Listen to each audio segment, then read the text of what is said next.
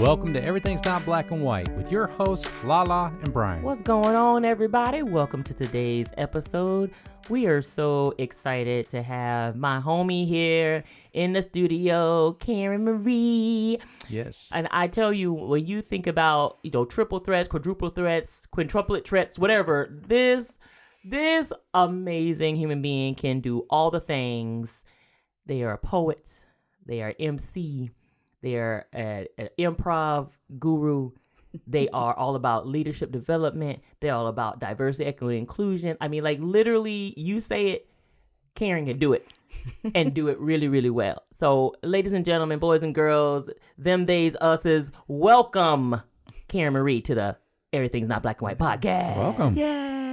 What's up? What's up? So glad to have you here today. It's really good to be here. Thank you. So, we got a lot to talk about today. We do. There's a lot going on, but let's give the listeners a little taste of who you are and give them a little bit of background on who you are. I'll actually go backwards. So right now I am in leadership development. I work with a nonprofit that does all leadership development programs, youth to executive leadership.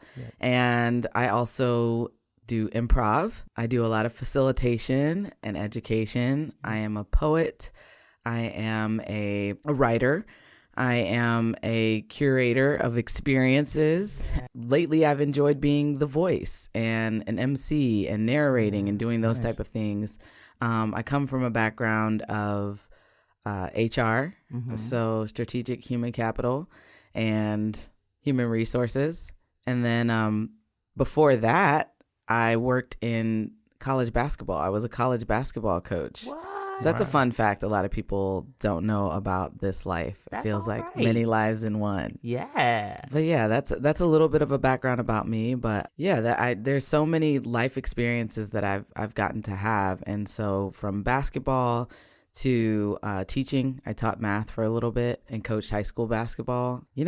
It's been a little bit of everything. I love that, though. I tell people about variety being the spice of life, and just like, if you feel passionate about something, go try it. Go see what's up, Yeah, I didn't really take that, I took that Jill of all trades, Jack of all trades kind of to heart. I think I had a lot of opportunities, so kudos to my parents for putting me in tap and then putting me in soccer, trying all the things. Yeah. But what I do love about that is that it actually helps you get to know different perspectives, different people, different lifestyles, different backgrounds.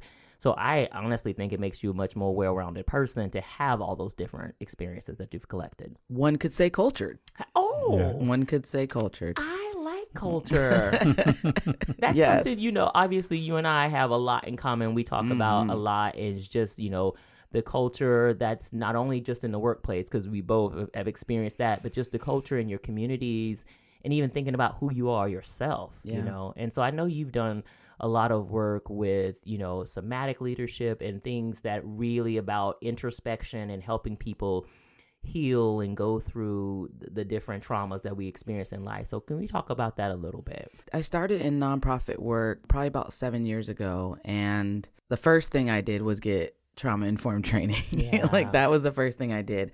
I think I knew a lot of things intuitively, but really getting trauma information, and I was just a student, like listening to everything. It kind of reminded me of being in school for education, because it was like, what are all the things that can impact folks? And so around that, I think we have to have some sort of sensitivity to the experiences that people have before we see them, before we interact with them. Yeah. And if we can do that, then we can start talking about doing anything else. Because if we don't see each other for the fact that we have several lived experiences before we ever meet each other, then it's hard to connect. I 100% agree with that. And I believe that, especially with both our HR backgrounds and the corporate world, there was always this notion that, leave your personal baggage at the door. You can't bring that in to the workplace. And I'm like, so I'm a human being with feelings, dealing with things in the world and my family, and I'm not supposed to acknowledge any of that and just come to work?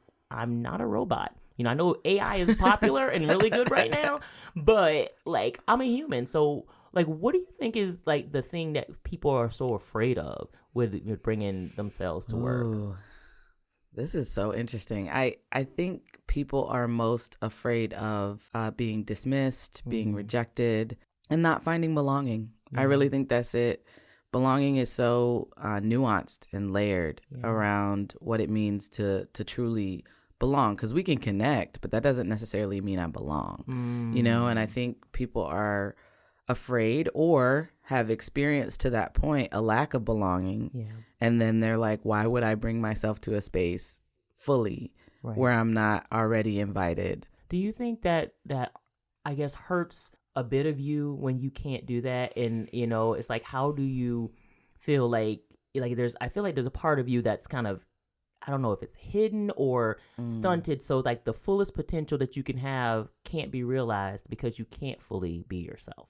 I think that's going to be on a person-to-person basis. I mean, if I want more out of a workplace than going to work, punching in, and leaving, then yeah, I'm going to feel some sadness. I think it's really around sadness and like fear and loneliness that we, you know, if I go into a place and I can't fully show up, and I mean, that's nuanced too. Like I have timing. I'm not going to show up to a noon meeting the same way I would show up to a happy hour. Right. And that doesn't mean that I'm not being my full self. It just means that I have some wisdom around how to show up. But I think when we're in places where we can't, like, just even, you know, what people would call water cooler talk or whatever, talk about my weekend without wondering if there's going to be judgment, if there's going to be a disagreement or argument or any kind of tension around me telling you that I was doing this and this with my wife, right? Like, so if I'm worried about that, then of course I'm going to come in walled up. Of course I'm going to come in not trusting the space. And I do think that trickles into your work and the amount of work you do and how much creativity and fullness you can bring to your work because you're worried about these other little things. No, I love what you said about, you know, understanding and having wisdom about it. One of the things I talk to people a lot about is metamorphosis and transformation. Like you can either be a butterfly, you know, where you change completely from a caterpillar to a butterfly, complete metamorphosis, or you can be a chameleon where the whole inside and everything of you is the same. You just kind of shift in that outside just to blend in a little bit, just to camouflage a little bit, just for protection, you know, which I think, you know, and only, like you said, only you from the inside can decide which one is right for you in that moment, right? You know, and I think that's the awareness is so important. Absolutely. The awareness is important. And to me, what you described just sounds like fluidity to me. And I'm gender fluid. So like, I'm also like fluid in a lot of things. So when I hear that, I'm like, oh yeah, that's just fluid. And we are, as a culture, as a society, pretty resistant to fluidity. We're pretty committed to binaries. So that awareness, even when you start to look at things on a spectrum, you're like, oh, okay, there's more to it than A or B. And I think that's been the interesting conversation, even for our family. You know, most people know that, you know, both of our kids are LGBTQ and our youngest is transgender. And so when we talk about this shift from saying she, her to they, them, or he, him, it's like people can't quite cognitively get it, right? They're like, well, you've always had a daughter. Like, well, I still have a child. I've always had a child.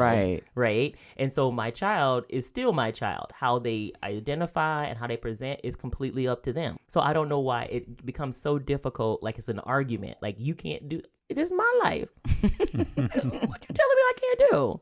I've tried to tell you what not to do before, and that didn't work out so well. I was about to ask how that went for you.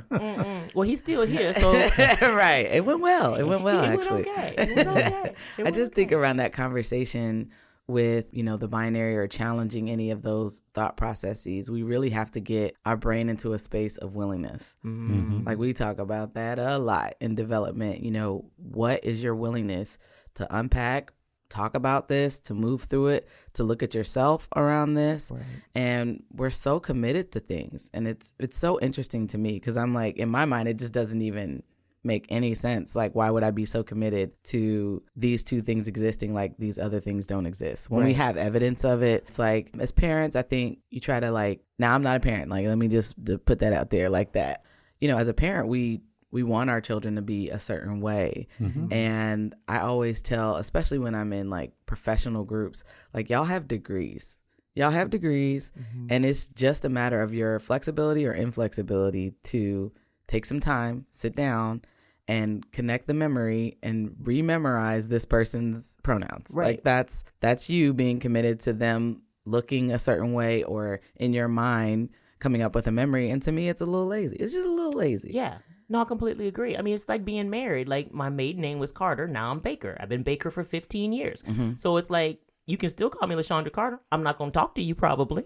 So you had to relearn now LaShondra Baker is my name, and that's what you have to call me now. So it's like, they already do it. People already do it in many situations. So why is this now so difficult? Nicknames, trade, everything. Right. All of that. Come on, y'all. All of that. But I agree with you. I think it is lazy, and I think it's fear. And it's what we tell Aji, our youngest, is like, people are projecting on you what they are either feeling insecure about or unsure about or fearful about. So it really has nothing to do with you, but it's now being given to you, but it's them. They maybe even are curious and don't give themselves permission to explore what that curiosity is, because I absolutely could not do that for me. And so some of it's like a little jealousy too. That is exactly right. Like, oh, how dare you be so free, you know? And I love that you said free, because I tease people all the time. I said, I'm a modern day Harriet Tubman, because I'm about liberation. Okay. I want people to be free, to be who they are, feel what they feel, see the world, have all the different experiences, and be fulfilled by that. But the world continues to try to hold you back, hold you down, oppress, because we talk about oppression a lot. And we have to fight back in a way, even as that means to be true to ourselves, to rest securely in ourselves, and just be. Yeah. And the just be part is so important. I know you have a lot of work you do with the Ohio Rest Collective that you help co-found. And I want you to talk about that a little bit for people to understand what that's all about. My wife and I founded the Ohio Rest Collective in 2020. And we both were in senior leadership positions in organizations. And we realized how much of a challenge it was to work with other senior leaders. We noticed the decline in like compassion, grace, and tenderness, I would say. And we were like, okay, like what's going on? And we just realized we were all going through a collective trauma with the pandemic. And it was like, how can we work to navigate and regulate individual and collective nervous systems? Because as a collective, we have a nervous system too. And so like, how can we regulate those? And we use the lens of transformative justice. Aaron adapted something from Generation 5, which was around violence, but like we talk about it in the sense of transformative justice in terms of harm. What harm has occurred? How do we interrupt it and disrupt it? And then is there a visual representation of that? And so a lot of times we generally don't get past step one, which is to acknowledge it, like the harm that's occurred. And so what we realized as we started having conversations with folks, coaching, facilitation, those types of things, we were acknowledging some serious harms that had happened that people had not moved through. And then once we finally got there and we were able to say, yes, that was a harm, that was a trauma, that was a pain point, whatever that looked like, then people were open to like, okay, well, what now? But we couldn't get there until we had the acknowledgement. So a lot of our work in the last 3 years has been, okay, what is the harm? Right. Like, what is the harm organizationally? Like, we're not saying you as a person, it might lead to some of that. But then, like, what does accountability even mean if we can't acknowledge harm? So it's been a lot of really wonderful conversations. My favorite thing that we're doing is holding space for slave play participants and audience, because it's a controversial play about BDSM and interracial relationships. And so we are holding space for them. I do trainings with them, and to see them start to open up and be able to have challenging conversations because they have language now, or because they're acknowledging things and kind of taking their ego out of it, and like on a person-to-person level, like connecting really deeply. It's beautiful. It's a beautiful thing to see, and it takes time. Like it takes time. So a lot of the work that we started in 2020, 2021, we're starting to see the shift in the actual organizational culture, or the shift in the actual person's calendar, or how they take a look at rest, or how they look at healing, or how they look at joy, and pursuing all of those things. I love that. And that's one thing, Brian and I, being in an interracial relationship, we talk about a lot, just about even how we both grew up. And we're the same age, but he grew up in the Midwest, I grew up in the South. Very different experiences. How far south? Georgia. Oh, okay. Georgia. Rural Georgia. Rural Georgia, so much so that we went to visit my grandma's grave one time, and we were just going to say a little prayer outside her grave. The gnats, the biting ants, And the mosquitoes, literally, we couldn't even be out there for 30 seconds and had to get back in the car. We like, love you, Grandma. Thank you, Jesus. Goodbye. It could have been me. Baby. It could have been me. We look like we were doing one of them Celtic dances out there in the cemetery, smacking all these bugs. Man, listen. Yeah, but it's pretty raw. It was rural. They got an IGA and a stop sign, I think. Yeah, exactly. IGA, honey. That's how we roll.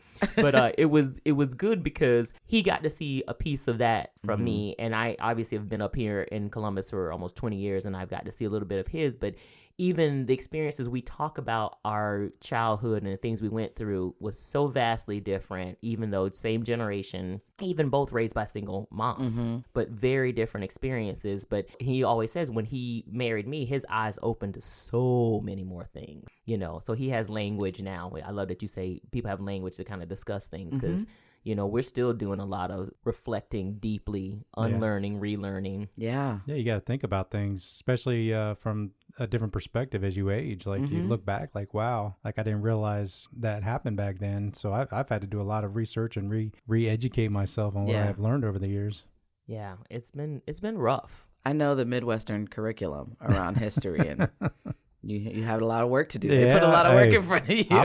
I put a whole series on my my personal Facebook page trying to educate all my friends with history of people that have been historically marginalized in this state and in the country. So as I get educated, I pass that education on through my social media to help others get educated. Yeah. The Lord's work, my friend. Thank you. The Lord's work. It's deep, you know, and I appreciate that. And I cite my sources so no one's Yeah, giving me you better. Yeah, Right. Yeah, I don't. Oh, well, that's MSNBC or that's Fox News or whatever your preference is. No, I'm not doing that. I'm actually looking for EDUs or actually good quality information. Exactly. Absolutely. That's a sermon right there Honey, you just gave. that part. You know, and so I love that you've been working with the Rest Collective since 2020, you know, and I think a lot about, you know, we're getting close to that 3-year mark of everything from COVID and the isolation to George Floyd, Breonna Taylor, Ahmaud Arbery, all of those things that kind of, the confluence that kind of came together. How do you think we're doing as a society 3 years later? What's our report card? I would say on a macro level, we're not doing so well. I do have an alternate experience. So like me personally, the people around me, I give us a A, you know what I mean? But what I can see from, and that's, you know, limited perspective with media. But what I can see is that there are so many people, and we call them adaptive strategies. Some people may call them some trauma responses, but we call them adaptive because you continue to use them. And they're strategies that you learned, you know, in your youth that protected your safety, dignity, belonging, or connection. Right. You know, and so I think a lot of times going back to the origin of the Ohio Rest Collective, we have a lot of dysregulated nervous systems. And then you take out, you know, housing security, then you take out food security with the supply chain things you have going on right now, climate security. Like there's a lot of things that are out of people's control. Right. And so what do we try to control? I mean, most of us try to control our survival to some extent, and hopefully you have some room or privilege to thrive, right? But a lot of people are struggling to even control their survival. Right. And so I think the lack of compassion for that reality and that social emotional like connection and the learning that some people are doing, I really think there's just a large disconnect, and that's leading to a lot of volatility. Yeah. Whether it be verbal, you know, and on social media and interactions and relationships, people's brains are almost being like rewired in this sense in these last 3 years. And so like, what do I do when I have to choose between, I have a friend that has a song called The Diapers or the Rent, you know, like the food or the rent, and like which one are you choosing? Right. And it's a real challenge for folks. And so I think that people who are not having those challenges don't even have a clue like what survival has looked like or how that has shifted.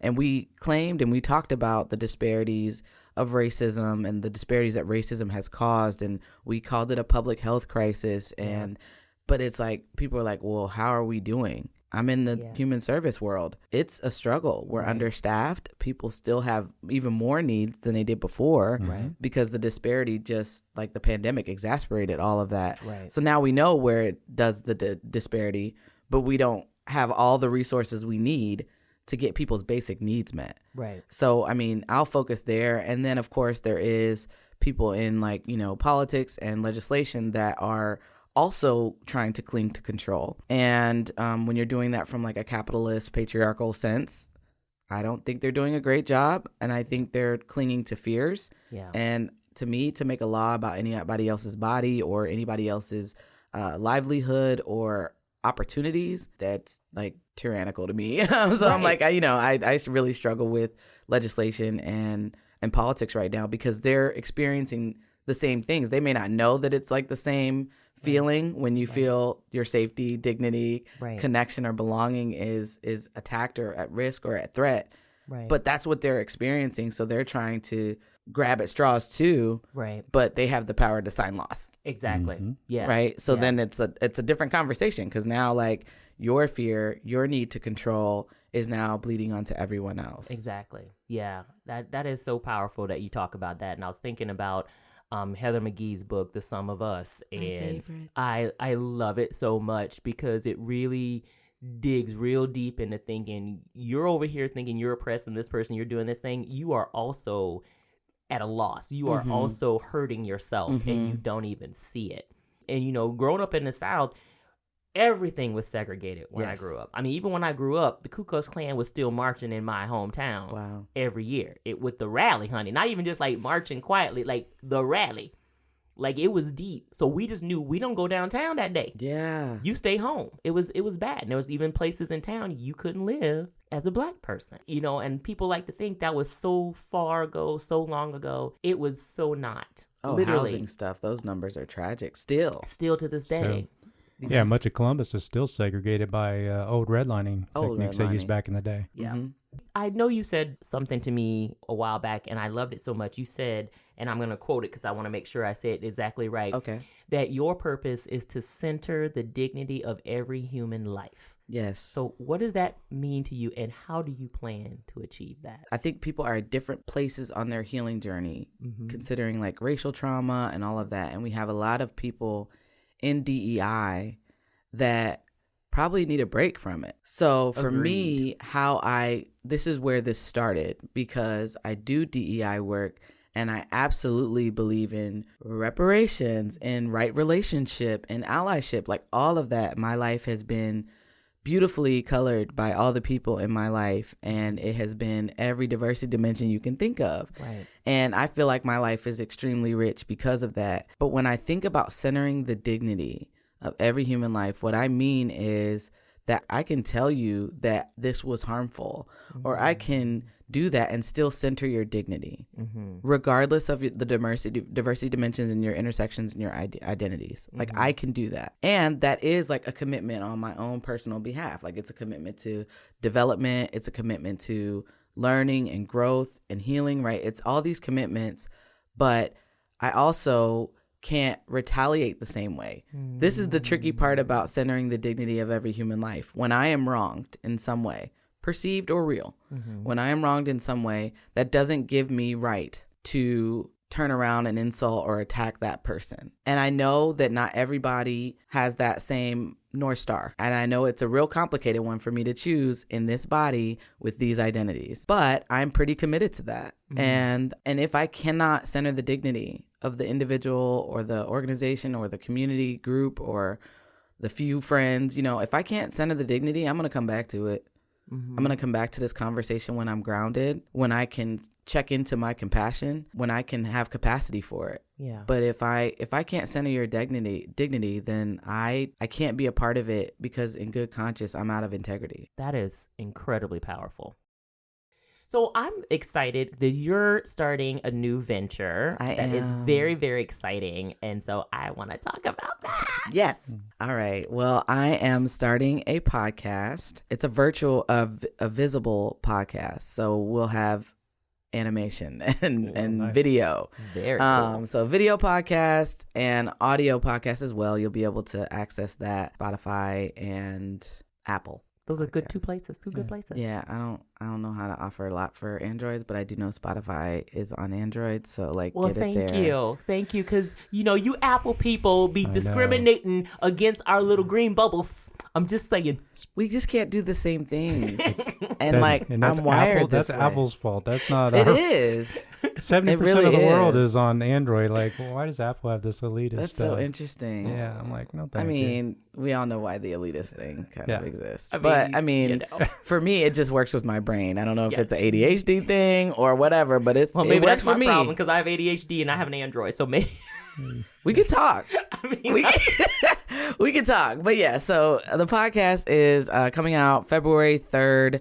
I also am launching on that day a Patreon. So you might be like, I really just like to hear the podcast. I don't really want to engage on that level. Fine. If you do want to engage on that level, come on over to the Patreon. We're going to have a lot more conversations. You'll get to be on my close friends on IG for the Culture of You. And it's called the Culture of You because we're just going to be talking about how people make those decisions on how they show up and what that means. So we're going to talk scenarios. We'll have some situational hot seats where people will throw situations at me just to see what I would do. So I'll give them my first reaction and I'll give them like my reasonable professional reaction. We're going to do some ranting. You know, I love a good existential rant. Oh, yes. Yeah, so we'll be doing a lot over in the Patreon. It gets a little more layered and a little more detail in the Patreon. But if you just want to follow the podcast, you could do that too. And we'll have guests a couple times a month. And we're going to talk about all the things. Oh, that sounds great. I love it. We will All absolutely be tuning in and supporting you. So we will give all of those access to the liner notes for y'all to be able to engage. Yeah, and if you see Karen Hewitt MED, that's, you know, I had to put them letters on there. I'm still paying for them. Honey, I'm still paying for the letters. Baby. So yeah, y'all about to know, you know, if you look me up, I Google myself, so y'all good. Don't even worry about that. But yeah, you'll either see Karen Marie or Karen Hewitt MED. So that's both of them are me. Honey, welcome all of those acronyms behind your name. Trust and believe, because we worked really hard for them. Really hard. So welcome to doing it, honey. I'm excited.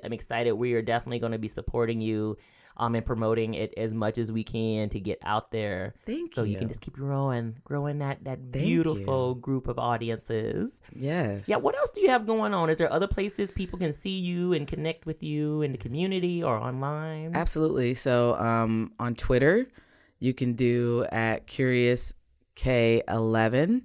And then on IG, you can do at the Culture of You. That's open one, so anybody can follow there. If you want to follow me exclusively, you're going to have to request me at love4life KMH. That's my Instagram handle there. That's private. And then also my Facebook, Karen Marie. Again, you're going to have enough of the right friends, but go ahead and request me on that one. And I definitely keep up on those sites, what I'm doing. Also, if you visit the OhioRestCollective.com, I'll have any upcoming artist events. On the 23rd, I will be in a speaker showcase that you are emceeing. Yes, so we'll add those links in here once this gets released. So yes, so come down to WOSU. It's on a Thursday from 3 to 4:30, but it's definitely all you want. Take your time. Take your little PTO, your little couple hours. Yes, and then we can do happy hour afterwards and celebrate. So yes, y'all definitely need to do that. We will get that information in the liner notes. So you got to come and support my girl. We're going to be talking about adaptive strategies and how those show up for you. Yes. And some tools. Yes. You know I got to give you some tools. You got to. I got to give you some tools. I mean, you got to take it and learn. Something. Do something different today and tomorrow. Yeah, and it's up to you to apply it. So that'll be the 23rd of February. And then the 25th, I'm in a showcase at the Vanderelli Room. I'm singing backup vocals. It's one of my favorite things to do. Yeah, so I'm singing background vocals for Camille at the Vanderelli Room on the 25th. If you request me and join any of my IG or Facebook, then you will see that as well on there. I love it. So yeah, come on, whatever you want. I'm probably doing something connected to it. Right.